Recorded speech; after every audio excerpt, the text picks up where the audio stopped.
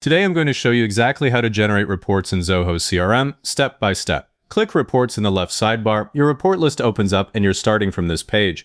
Up in the top right, click Create Report, then choose Tabular Report from the dropdown. I use Tabular for almost every start because summary reports hide the individual rows and that's the detail you usually need. A small setup dialog pops up. In the module dropdown, choose Deals, then click into the report name field and type 1 deals this quarter. Hit Create. The report builder loads with the field list on the left and an empty column area in the center. If the field list isn't showing, click the field list icon in the top left corner to pull it back. Now you add the columns that actually matter. Double-click Deal Owner in the left panel. It jumps over as the first column and you can see the column header appear. Do the same with account name, then add amount, closing date, and stage. The columns land left to right in the order you add them. I also drop in currency. If your organization has more than one currency, an amount without the currency next to it can look like the wrong number. If you add a field by mistake, click the small X on that column pill and it leaves the layout. The underlying data doesn't change, it's just the report view.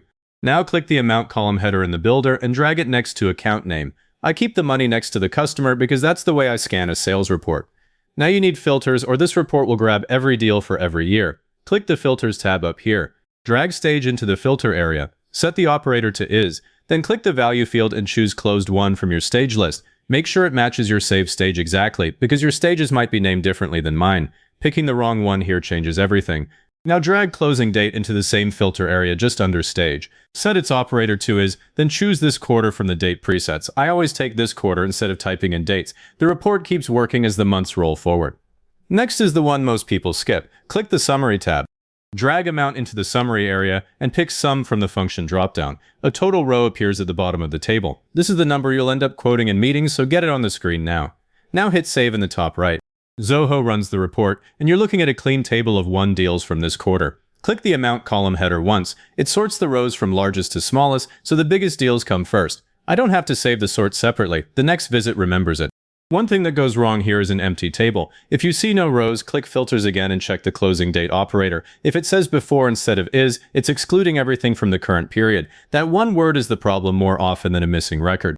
Now that the report is saved, a couple of quick follow-ups will save you from having to redo this. Click Export up here. Choose Excel if you're going to keep slicing the data, or PDF if it's going straight to a manager. Both open a download and the export uses the same filters you just set. Then click Schedule. Set the frequency to weekly, choose Monday morning before 9, and add the email of whoever needs the sales update. Zoho sends the saved report on its own. I do this instead of sharing login access. Last one, click the Share button on the report toolbar. You can give your sales manager access to the report itself with view only and not open up the entire CRM. That's the cleaner way to get buy-in without extra seats. Then click the More menu and choose Add to Favorites. Saved reports get buried in this list fast, and favorites stay at the top of the sidebar. If this got you sorted, hit like, subscribe, and leave a comment saying this was helpful. Comments are what push this to other people looking for the same thing.